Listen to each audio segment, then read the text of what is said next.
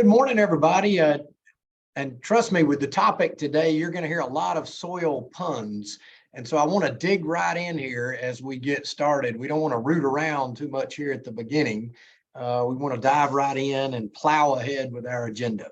On behalf of the North Carolina Chamber, welcome to our Ag Allies call. You know, we do this once quarterly. You are welcome to come. You're welcome to tell your friends about this. You're welcome to get on our mailing list to be signed up for more of these in the future. We like to pull this group together because I think most of us in agriculture feel like we need all the friends we can get. And we have a lot of allies across the industry, and sometimes the producers don't necessarily know the scientists, and sometimes the scientists don't know the startups, and the startups don't know the old folks. And this is just a way to bring the entire community together, and as a service that the chamber performs for the ag community. All attendees, just a couple of housekeeping things. All attendees are muted to avoid distractions. But if you want to submit a question, or if you want to, add something to the conversation, please feel free to do that in the chat box. We will have time at the end of Sheldon's presentation to take questions and have him address those.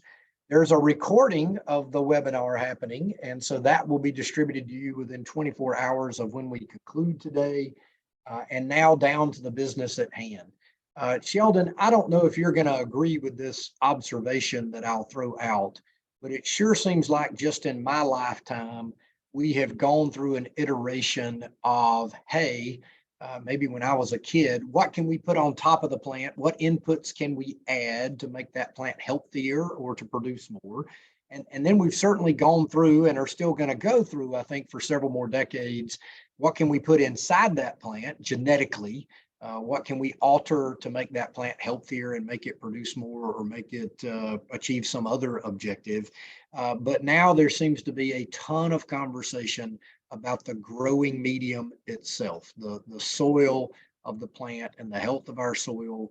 There's a lot of talk about sustainability and getting more out of the inputs that you're putting in, depending on the micronutrients that you have available in the soil. So I think this topic is very timely. I think we're still cutting edge in this space, even though obviously soil health has been talked about for decades.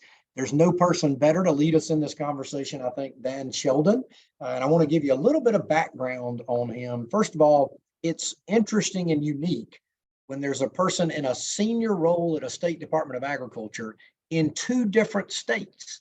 So keep in mind, Sheldon was a deputy director in Colorado.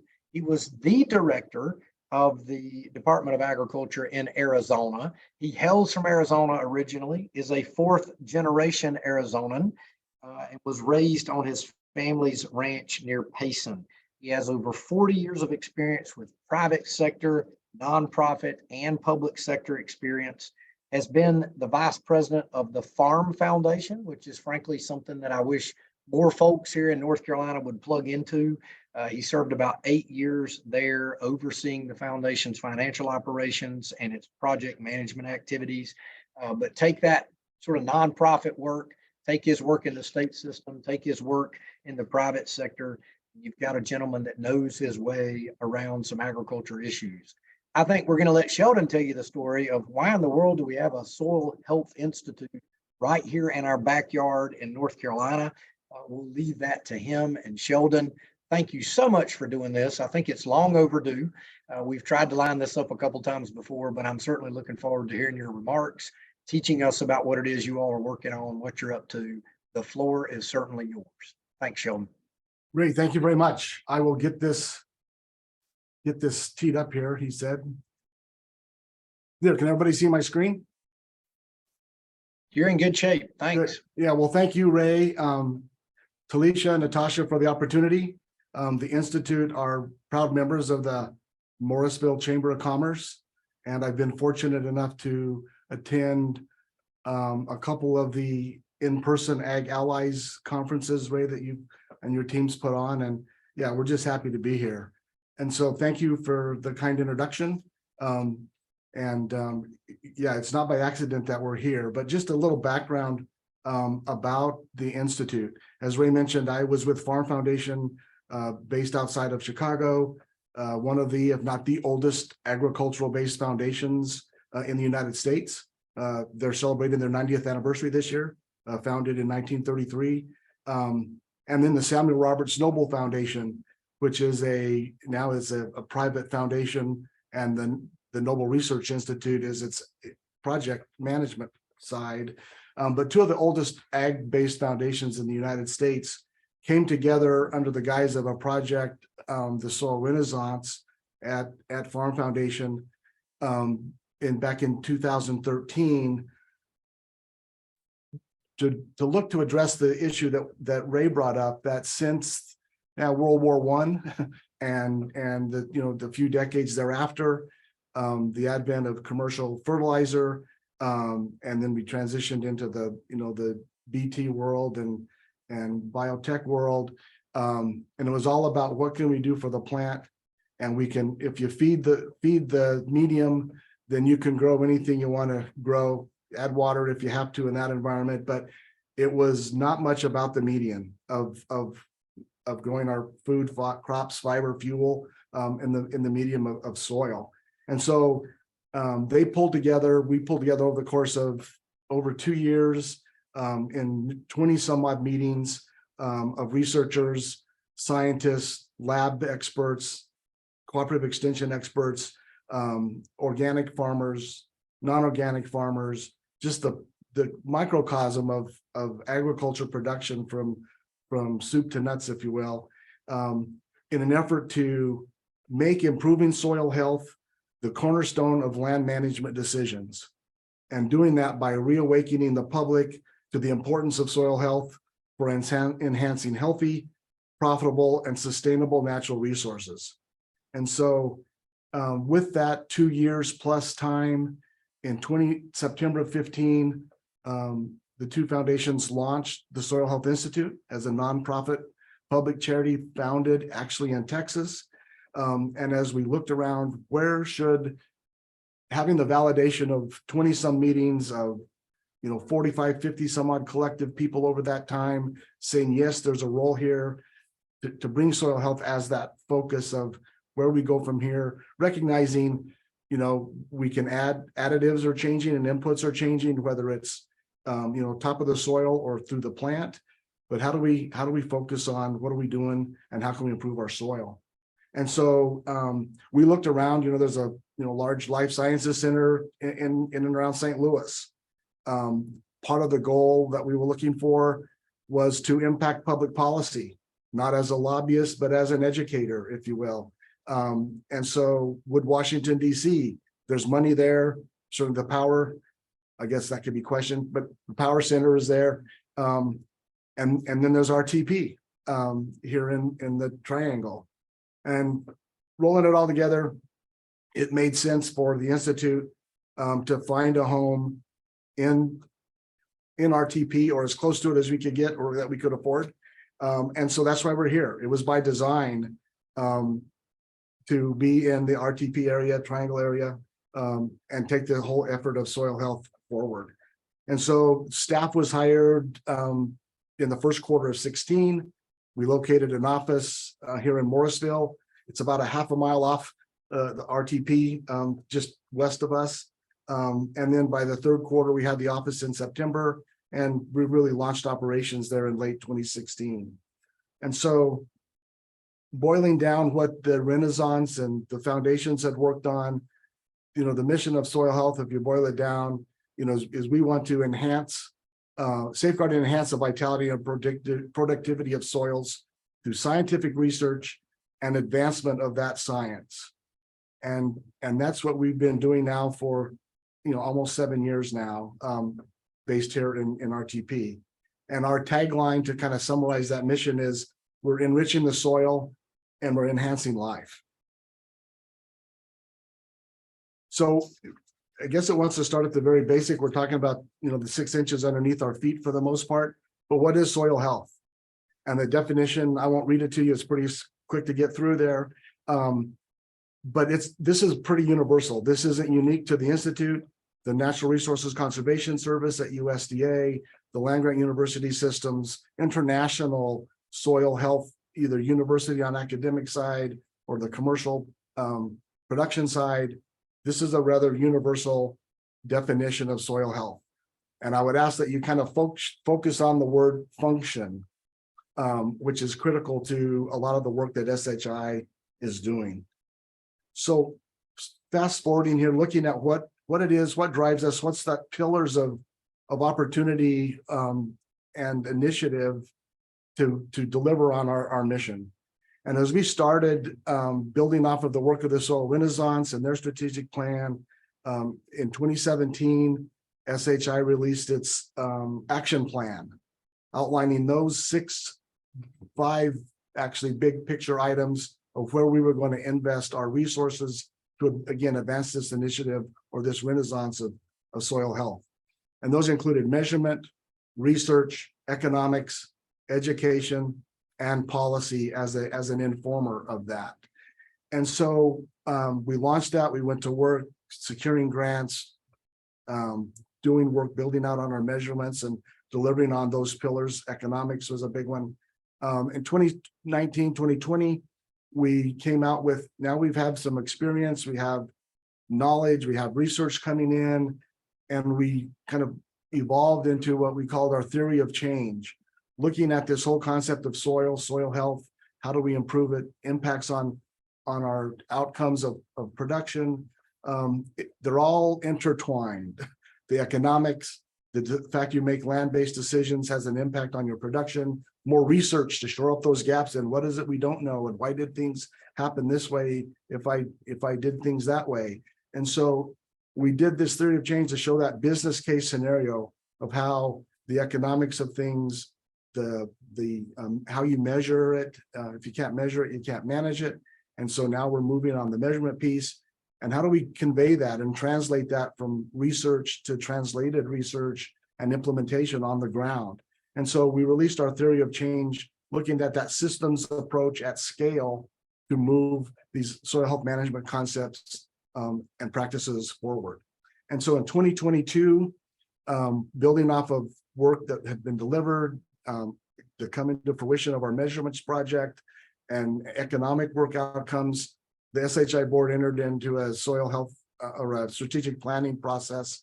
And I looked at areas, not so much of pillars of boxes we needed to check in developing the research or building out that soil information research profile, but what are our areas of focus, or where's our areas of impact that those pillars would fall into and have a long-standing impact.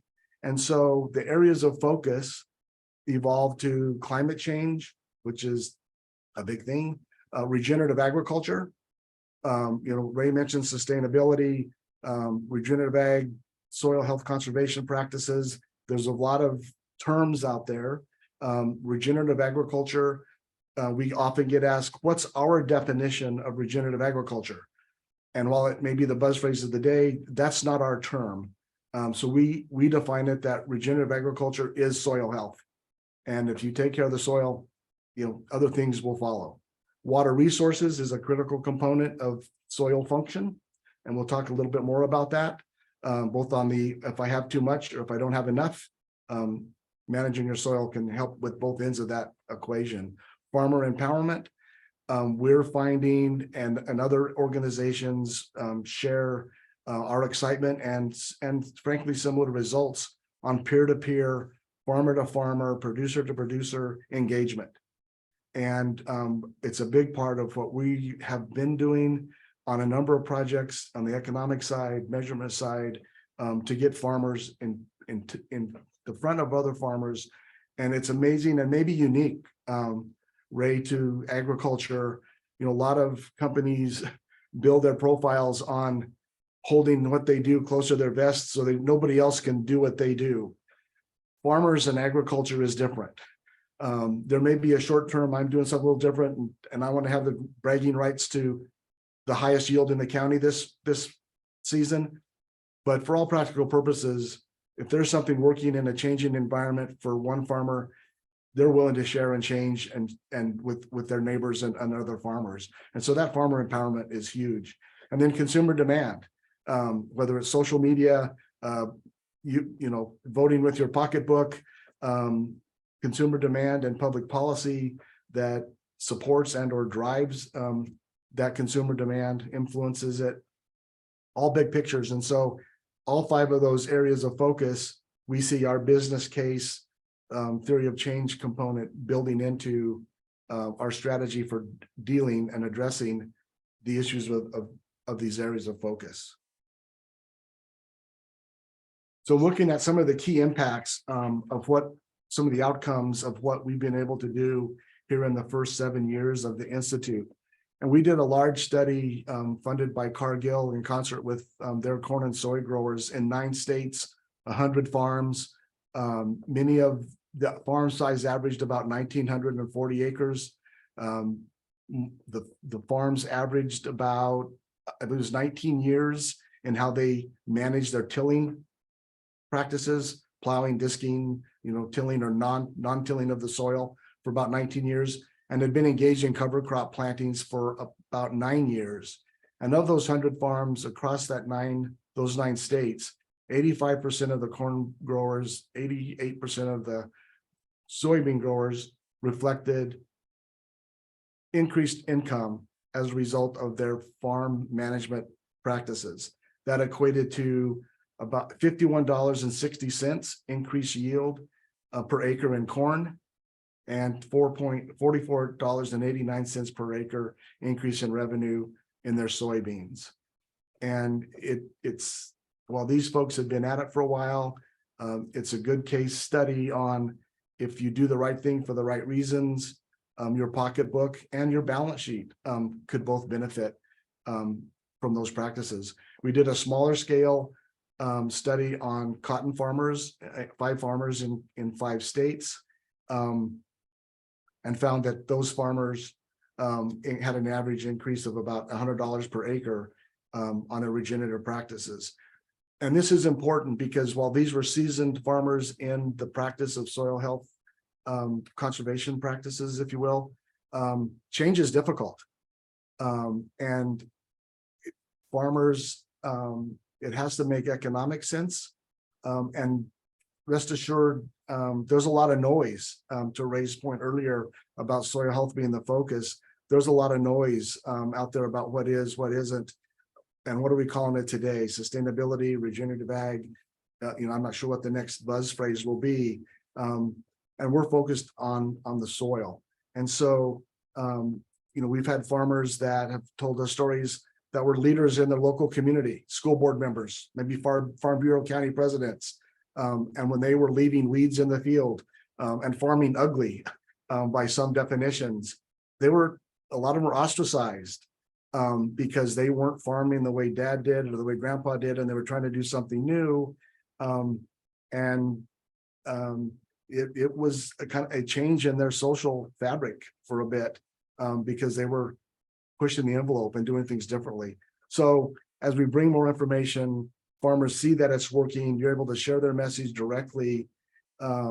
It does have an economic impact, and all the while improving the soil and their potential to farm better, faster, and longer. So one of the key principles was that capacity to measure. And it's important. The AMA has standards for what we all ought to, for our height, our weight, our age, blood pressure, body mass index, the drill, same in the dental world. And there's a set of practices. Here's where you are, here's where you ought to be. And there's things you can do to improve it. And so our first step in this was identifying what is the methods for measuring soil health. It's not a fertility test. This is, again, about the function of the soil and how can we, what are those of the 31 indicators that were known, documented, peer-reviewed, and available for use in the field.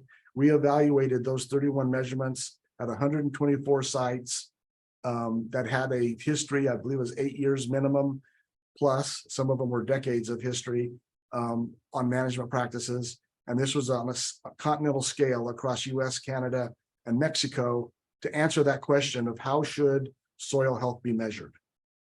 And after 4 years of work, doing the samples, developing the quality assurance, quality control methods for laboratory testing, and all of that is involved with that analysis, we released 7 papers, 9 operating procedures, and we've conducted webinars on those indicators that SHI has publicly endorsed, embraced on how you measure, on how soil health should be measured.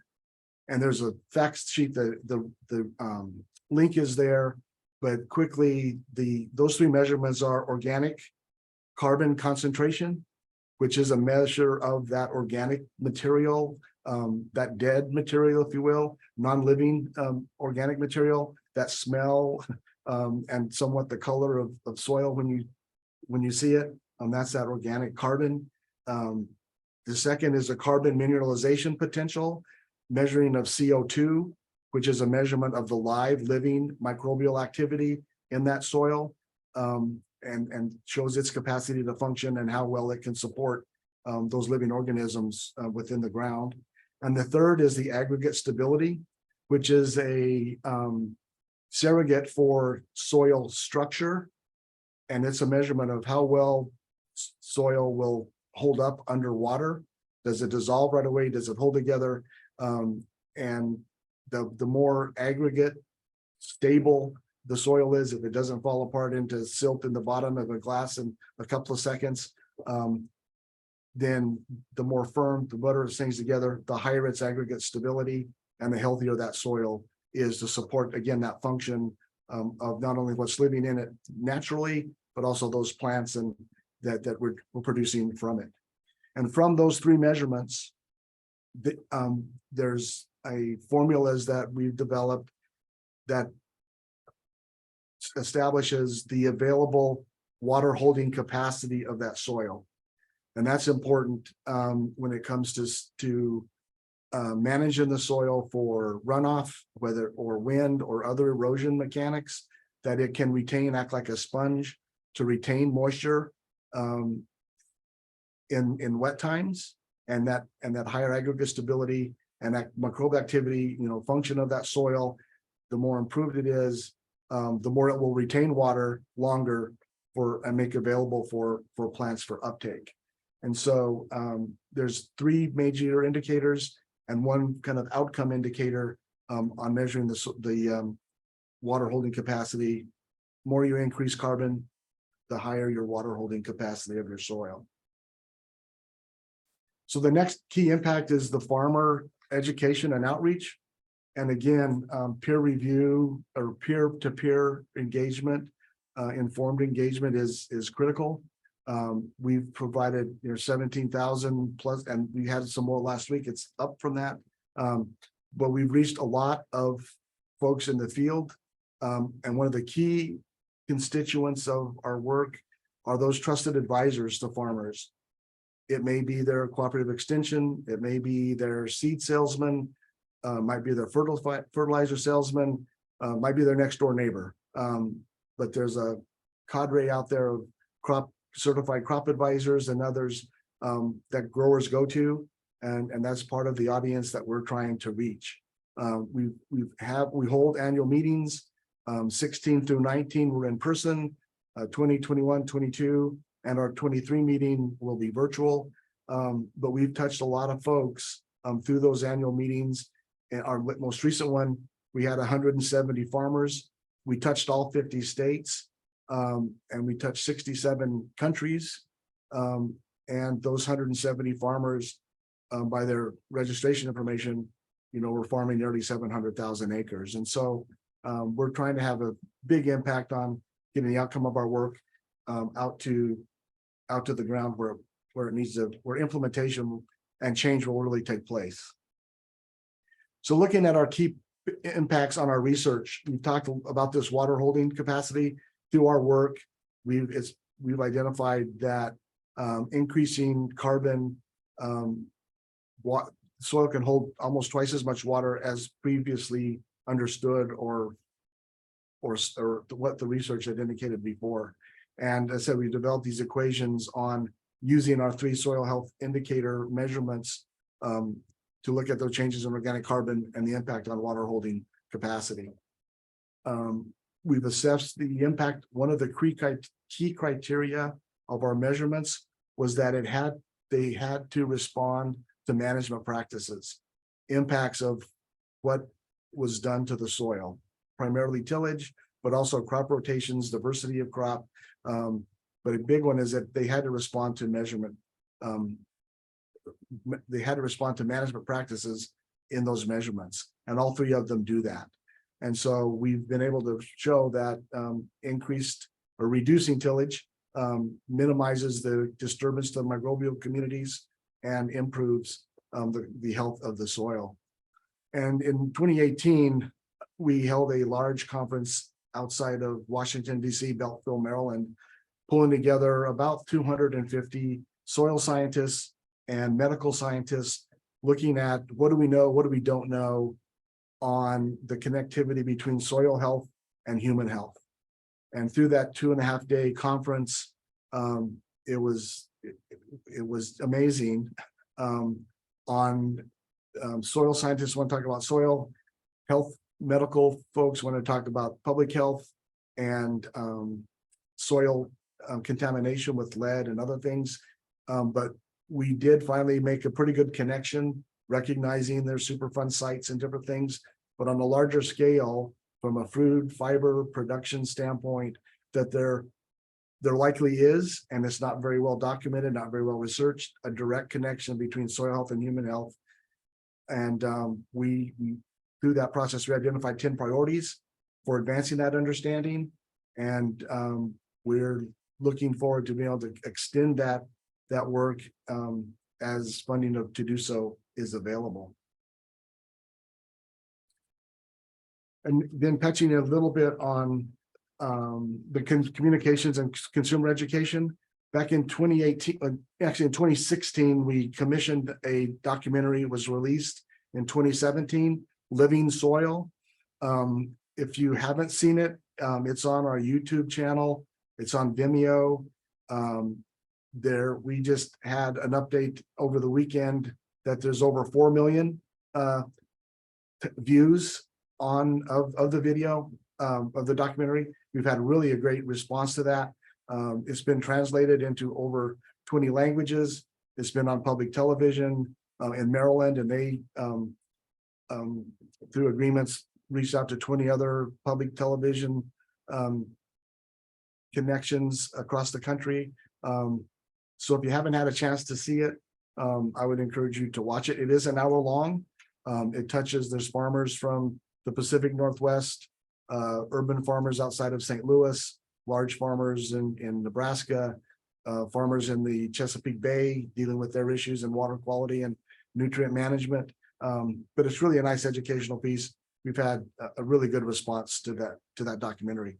And on our website, we've developed a lot of resources for farmers and consumers on the practices of soil health, economics, the off-farm value, economic services, and carbon, sequestering carbon, and the government programs and other private programs that are supporting those secondary, tertiary forms of income. But it's been a good response to our public outreach as well. One of the other, lastly, on the policy side, we're a 501c3 public charity. We're prohibited from lobbying, but we're not prohibited from informing policymakers on the impact and the need to look at soil health and why it is front and center today. Back in the development process of the 2018 Farm Bill, Dr. Honeycutt, president of the Institute, and Dr. Morgan, Christine Morgan, our chief scientific officer, held a number of briefings for congressional leaders talking about soil health and how it could be supported through the public policy of the 2018 Farm Bill. Interestingly, Ray, you may know this as well, the 2014 Farm Bill, I believe it mentioned soil health one time. In the 2018 Farm Bill, soil health was mentioned, I think, 64 times, and there were 60 Farm Bill provisions in the Farm Bill that dealt with impacting soil health and ways to promote or enhance NRCS, FSA, other programs to again advance the impact of soil health. And so following the 2018 Farm Bill, we held a series of meetings with USDA agencies who were given, authority or enhanced opportunities for soil health management programs, and briefed them on what their roles and responsibilities were under the 2018 Farm Bill. And it was interesting how many of them didn't realize what was in the Farm Bill and what they were being tasked to do and were being tasked to report on. So it was very well received. And then we developed a catalog looking at the state level, who has programs either administratively through the governor's office or state agencies, through the legislative side, or other industry or not NGO programs that at the state level were advancing soil health. And those resources are on our website as well. So now we move to that aha moment, Ray, that we talked about. What is that big thing? And we talked about measurement and the Drucker, if you can't measure it, you can't management. We've got SHI, the Institute has I think a well-rounded, well-received measurement protocol. And so the next step is, so I know where I'm at, I know where my soil's at in this case, I know what I'm doing to manage it, what's my impact on it, and what am I targeting for? What am I shooting for? Where am I on this spectrum of opportunity for soil health improvement? And so our big project that we have underway now, working in 8-10 states, and this is expanding rapidly, is to establish that target for a specific area and provide that target. And it's a big task. There's 20-some thousand soil types in the United States.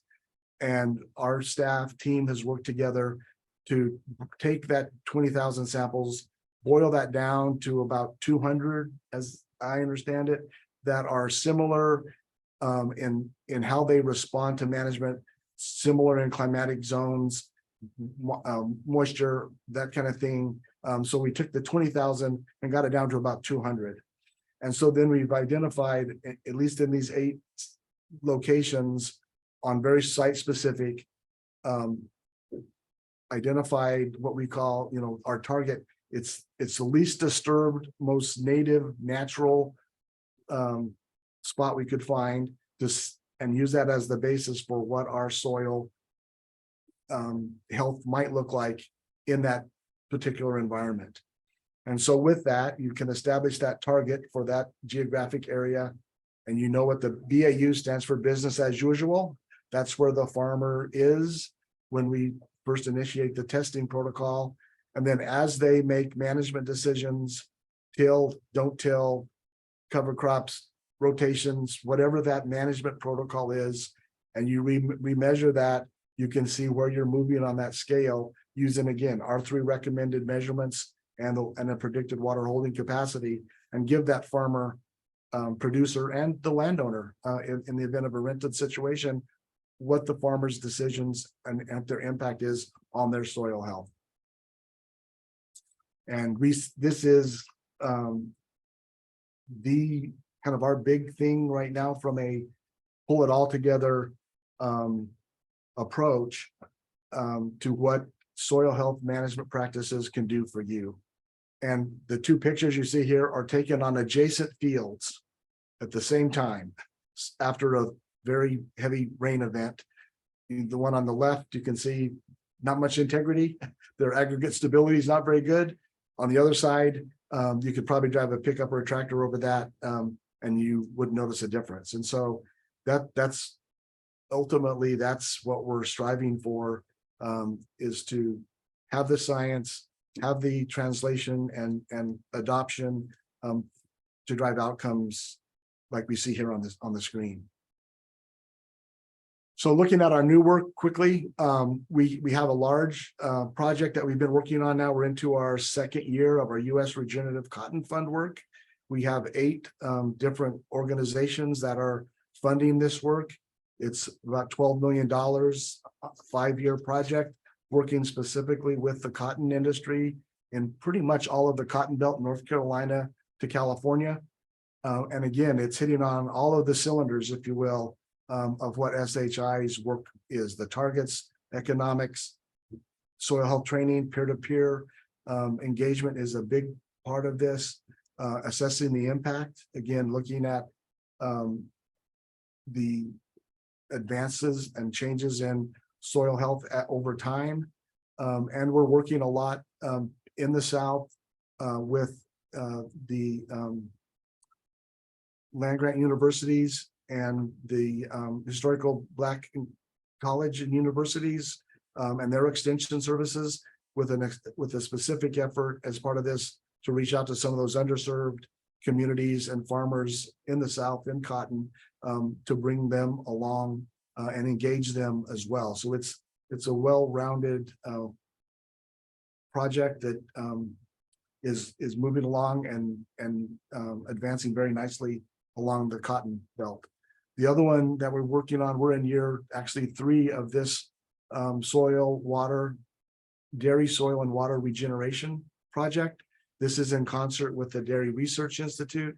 It's part of the larger dairy industry net zero initiative to have the US dairy industry be net zero on carbon greenhouse gas emissions by 2050. And SHI is supporting this work as their scientific expert, if you will, on soil and carbon measurement and management and impact of management on the soil across the country in the large dairy sectors. The other big thing that I don't have a slide for that I should have was the work that USDA announced a little over a year ago. Initially, it was $1 billion in climate smart commodity agriculture grant process. As they received grants, reviewed them, it's now $2.8 billion of USDA commodity CCC funds, Commodity Credit Corp funding. And so they've announced those awards. SHI is part of 7 of those grant awards, 5 of the large ones that were up to $100 million each, and 2 smaller ones that were capped at $25 million. All told, SHI's 5-year expenses or revenues from this is a little over $15 million. And we're touching multiple states. One in the Midwest, primarily corn and soy, touches 20 Midwest states.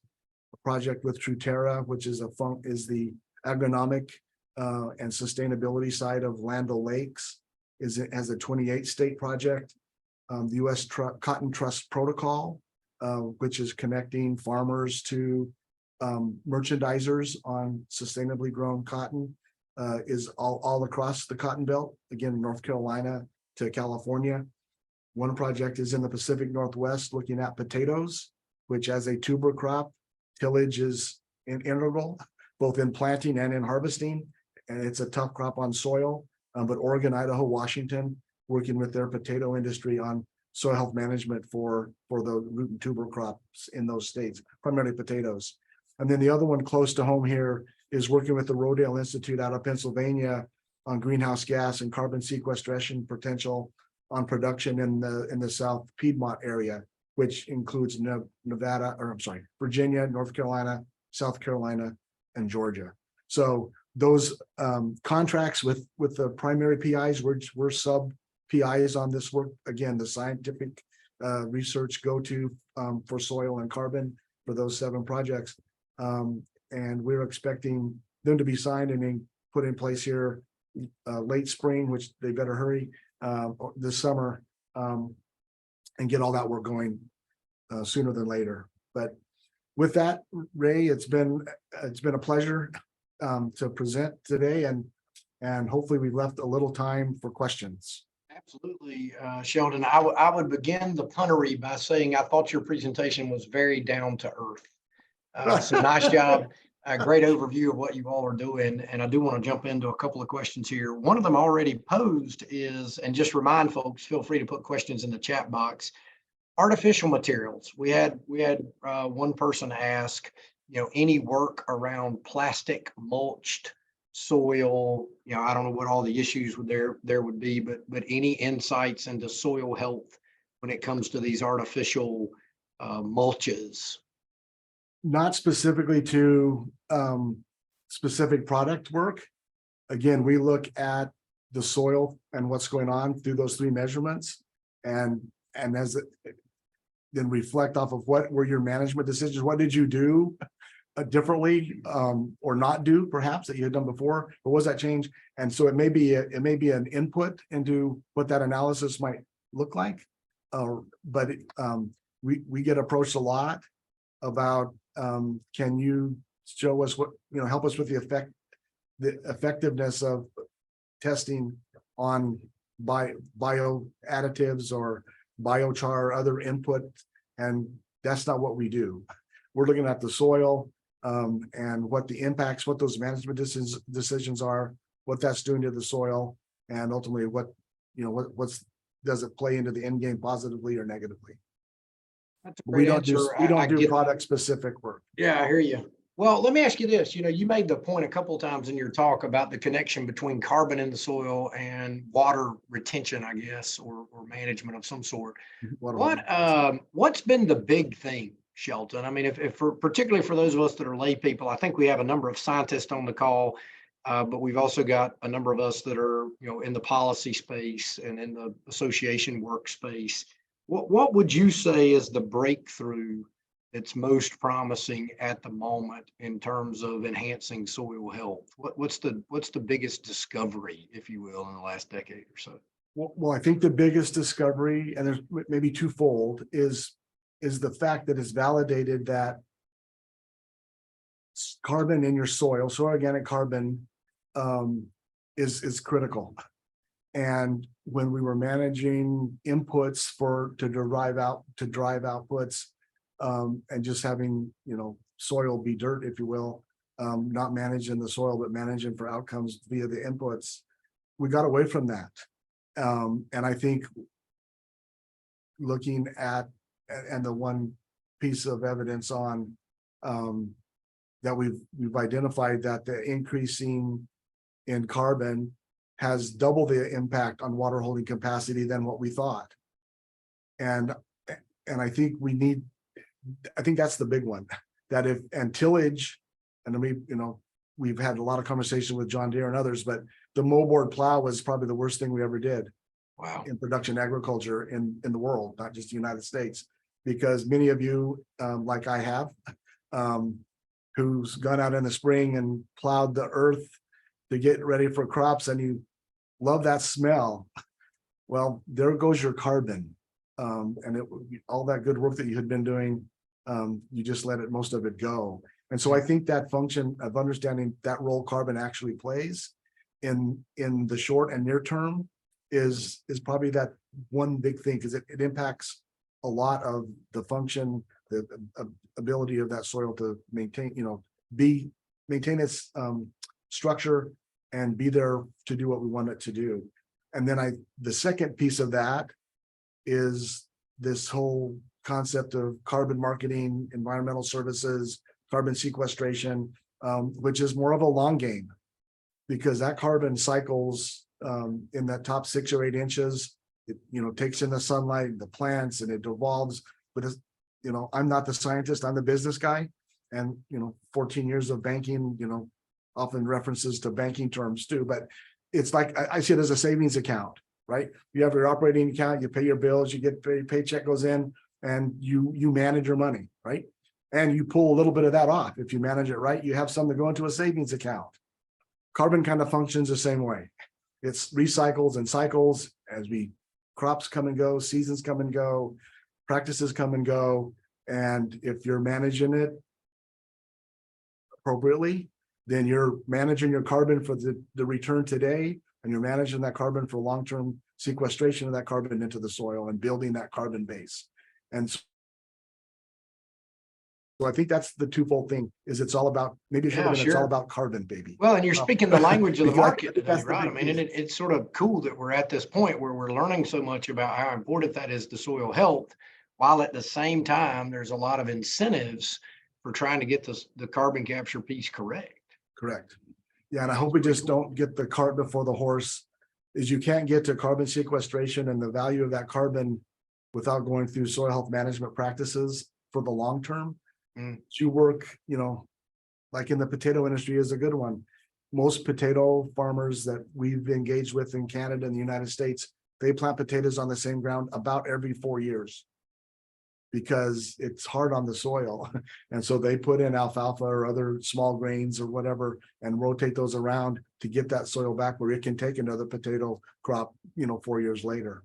Yeah, and so is that because of the strain of the plant, or is that because of the tillage practice? I was recently, and I see he's on the call, Keith Larrick was talking about some of these carbon capture programs and the incentives, and made a good point, I thought, which was, for our fruit and vegetable producers, a little different rotation here in the state, right? For our sweet potato folks, you've got to disturb that soil to get the potato out of the ground. And so that's obviously counter to your general theme there. But yeah, talk about that pressure, that tension, because I guess a corn and wheat and soybean farmer in the Midwest who can get easily 200 bushels per acre of corn with a corn soybean rotation year in and year out, he doesn't have that trouble. That gives him a little bit of a leg up in that carbon sequestration program, right?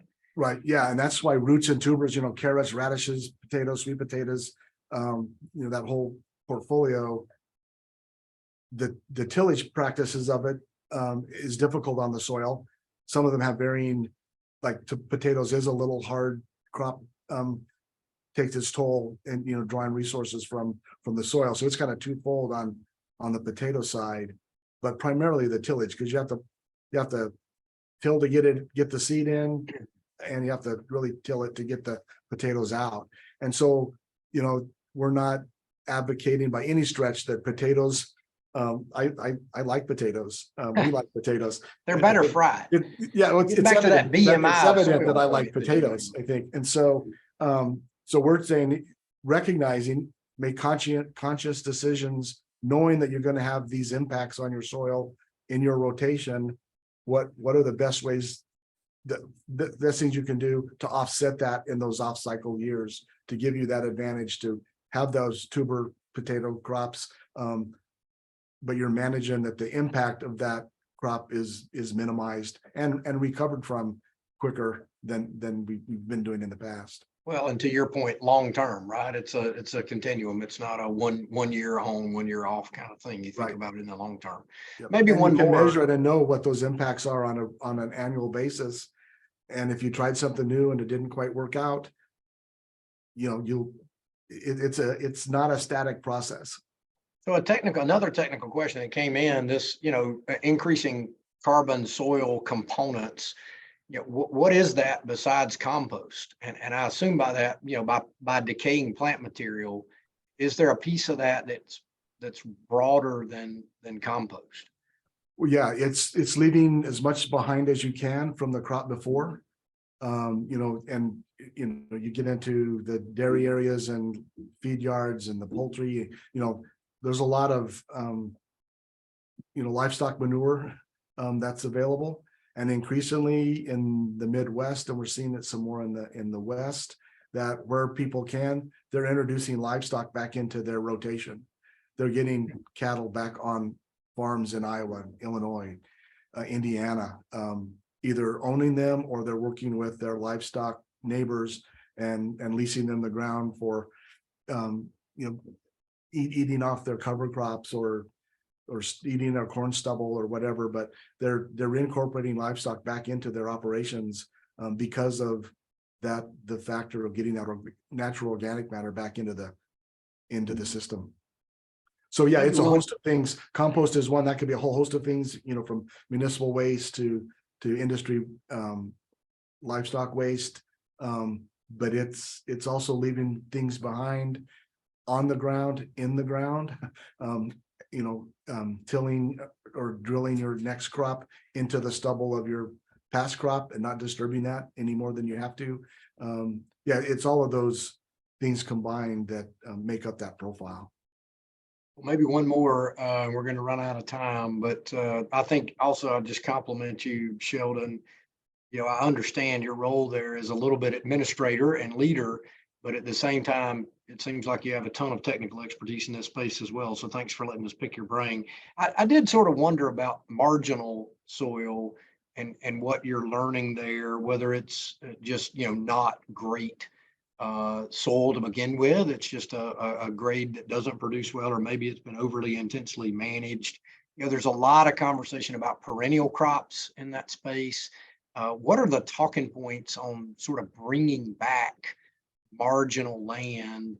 And I think back to a conversation we had in this state maybe 10 or 15 years ago, where we thought that some of our cellulosic ethanol inputs would ultimately be crops grown on marginal soils. I don't think we've quite achieved what we had hoped back then. I mean, there's all hope springs eternal, right? In agriculture, but just talk about kind of bringing soil back. I'm sure that's a part of the conversation there. Give us the 101 on that. Yeah, great. And we could talk for a while, but real quickly, it's kind of like real estate. It's location. And I guess I use, for example, my home state of Arizona, down in the Yuma Valley, which is, you know, along with parts of southern Florida, is you know, the winter vegetable capital. Absolutely. For leafy greens and broccoli, cauliflower, roughly from Thanksgiving to Easter. And if you take, you know, traditional soil, or even our analysis, and test that soil, I mean, it's farmed 365 days a year. I mean, they're taking lettuce out of one end and they're planting something else in the other end before they even get the lettuce out of the field. And so it's very highly farmed. And if you put it up on its organic matter and compare that to Iowa, it's not even on the same scale. And so, but if you look at the soil, its profile, and it's an environment, and it's irrigated, its measurements may be different. But if you compare it to what its target would be, it's probably as good or better than what it would have been if they weren't farming it and managing it the way it's being managed. And so you can go pick a state, but Texas, there's some soil types and areas that it is tough to grow crops. And it gets back to what's the best, what is the soil, what is its best function, and what can it support as a soil, and then what are there things you can do with it to help it function and improve. And the answer is yes. But again, it's very soil and climatic impact, climatic zone or environmental zone dependent on what can it do. And it was interesting when we had our soil health, human health conference, you know, the scientists were talking, and a lot of the public health folks were concerned about, you know, Superfund sites and lead paint and that kind of thing, which we couldn't do much about the lead paint. But on the soil Superfund sites, there was a clear connection that soil health management can help and be one of those tools in the toolbox, if you will, of mitigating and bringing Superfund sites off the list and to productive land. And two of our farmers in our Living Soil documentary outside of St. Louis, that's what they do with urban lands within the confines of the city of St. Louis, is where they've torn down old buildings or taken out gas stations, is they're going in, cleaning that up, and they're growing fresh cut flowers in and around St. Louis, reclaiming those lands from commercial industrial use and making quite a go of it. Making progress as fresh cut flower growers. Well, and I think one of the things that's cool about the Soil Health Institute is, first of all, you are helping with those practices. You're making some of that work famous, but you are really an evaluative institution saying, you know, how do we actually measure this? How do we make sure we're giving folks good advice? What have the studies learned? On that point, one of the questions that came into the chat box, our friend Ashley Collins at the Peanut Growers, and they're an example of folks that have to disturb the soil to get the product out, right? But in the organic space in particular, with less use of maybe, chemical or herbicide application to control weeds, there's clearly some amount of mechanical weed control. But there's a tension there, right? Because, organics obviously a part of the mix, and encourage that too. And so just talk a little bit about that balance, that trade-off. How does that come up? It comes up all the time. And we at the Institute, we're production system agnostic, if you will. Right. To the point that you made, Ray, because there's a lot of good things about organic farming and what it can do or not do, as the case might be. But there again, they're limited in what those input tools are for either enhancing the crop or weed management. And so tillage is a part of their function oftentimes, because they can't spray, or the sprays they have year in or year out may be as less effective, or whatever that situation is. But there is a challenge in organic farming, because like some of the crop base, that some tillage is often required, which runs a little counter to the soil health sustainable or health improvement practices. But it doesn't mean you don't manage around that. That's right. To mitigate or marginalize the fact that you have to do one thing, but you can do 4 or 5 other things to help offset that. But yeah, there are always trade-offs, right? Yeah, that's kind of the nature of the business. Yeah. Well, you mentioned, and I'm grateful for the plug, the Ag Allies Conference. I do want to mention to folks that is coming up in October. We have not started advertising it yet, but we would certainly ask folks to mark that on their calendar. October 3rd. That'll be at the McKimmon Center here in Raleigh. And then you see a couple of other events the chamber sponsored, maybe a little bit attenuated for ag, but obviously women lead. That's important in our sector as much as it is anywhere. Transportation and infrastructure. What I hear is getting products to market is pretty darn important for our folks. And so we work on all those issues. That's a part of what you get for being a part of the community here at the chamber. And we appreciate your support. And I did see a lot of new names and new folks on the in the queue over here. And so Sheldon, I think you made us a little more famous, and hopefully we made you in the work you're doing there the same. So thank you all for plugging into this dirt cheap seminar, if you will. We hope you found the content valuable. We hope to see you at a future event. And you've again got a couple of those, and I would add to that list the October 3rd Ag Allies event. We'll do another one of these in the third quarter. As conversations around the Farm Bill heat up, we probably can't quite escape doing something in that category. So we'll probably look at doing something like that in the third quarter of the year. And then in the fourth quarter, again, our signature conference that we've already, frankly, pretty much got the lineup in place for. It's going to be spectacular. And so thanks for being with us again, Dr. I think you stopped at the MS level, but still, I'll give you an honorary chamber doctorate. Sheldon, thank you so much for your time today, your expertise, and frankly, for the career and the work you're doing. I think it's very important, and it's great to have a trusted resource there that we can go to for some of these questions. So hope everyone stays in touch. Have a great day. Appreciate you being a part of our event. Thank you, Ray.